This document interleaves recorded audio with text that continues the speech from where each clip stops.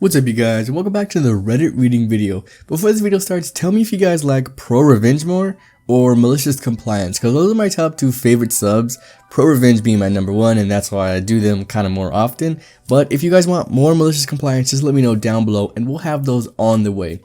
Also, when I do the 1 hour Reddit videos, they're always like rerun videos, so I'll just put like 5 or 6 ProRevenge stories all together, just so you know. So if you don't want to watch them all again, just like those are the 1 hour ones. So today we have, I'm not paying a finder's fee for stolen property. Thief earns himself a felony instead. I had just moved to a new city for work and had been working here for about 3 months, so I'm still pretty new to the area. My apartment complex, I would say, is a nicer part of the city and is pretty nice, well kept, so I didn't really expect anyone to go and try and breaking into cars. So I had packed everything for my week-long trip the night before so that I could get up and just get on the road. The next morning, I walk out to my car and see clothes off to the side of my car and thinking it was weird and started to look around the car. Turns out, my car had been broken into and was cleaned out. Out of the trunk, they took my laptop bag, which had both my personal computer and government computer. 2 gym bags, one that had my work clothes and the other that had my workout clothes and personal hygiene stuff. And then a backpack that had my Nintendo Switch and office supplies in it. They also took $50 out of the console where I keep change and random bills for parking. This obviously throws a wrench into my work travel, so I call my supervisor, explain the situation, and come back into work. It's my fault I left that stuff in the car, so I had to go to our security/IT office and explain what had happened, and see what the next steps were to get a new work computer. During this meeting, the physical security manager, which was about 3 hours after I found my car broken into, I get a call from a local number that turns out this guy had found my laptops on the side of the road when he was coming home from visiting his mom. My back had a contact me if you find blank blank phone number. Conversation goes as follows. Guy: hey man, I found your laptop on the side of the road. I figured you'd want to get them back. They look pretty important. Government laptops are plastered with stickers with official jargon on returning instructions. Me: for sure, I'm currently working now, but I can come meet you or whatever works. Guy: yeah man, I'm just coming back from visiting my mom, so I'm trying to get home so I can relax. Me: cool, I can make it work. Can you text me your address and everything so I can just come to you? Guy: I'll send it to you in a second. It's also my birthday, so if I can get some money for like the finder's fee or whatever, I think that would be cool. Me: yeah man, whatever you need. See you in a bit. As soon as I get off the phone, I call the local police in the area and explain that this guy is trying to extort money from me to get stolen goods back. They instruct me to meet them a few blocks away from the residence, so they will send me a plainclothes cop and officer to act on my behalf. So I am not in direct contact with the guy, just in case since the situation sounds sketchy. I go and meet them where they go to the residence. The guy is hesitant seeing the cop cars and takes a few minutes to return the bag, with the laptops in it. They bring the bag back to me to identify the laptops, and everything's still there. I accept the bag and got my laptops back. Easy enough. On the drive back to work, no more than 15 minutes later, this guy still had my number and starts going off.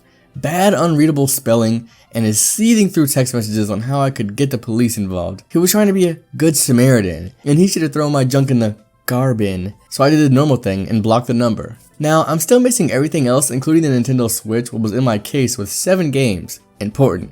I was originally going to take the loss on it and take it as a stupidity tax, since it was almost impossible to get back. However, something didn't sit right with me with this guy, and thinking if he did have it, he was going to try to sell it fast and cheap. I went on Facebook Marketplace and Craigslist, searching for a Switch for cheap around the same location of this area. Bingo. The ad read, 200 Nintendo Switch, 7 games, and case slightly used. No charger or dock.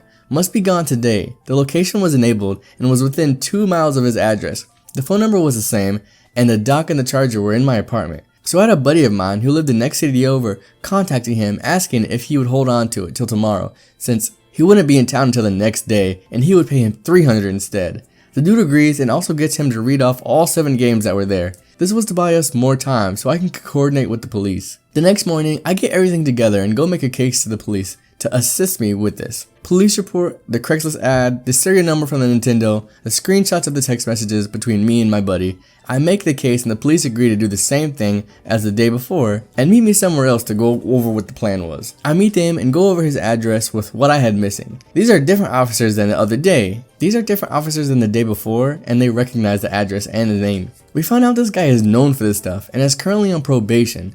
So we come up with the plan where my buddy will call on his work phone so we can hear the conversation and call him on his regular phone to see what's going on.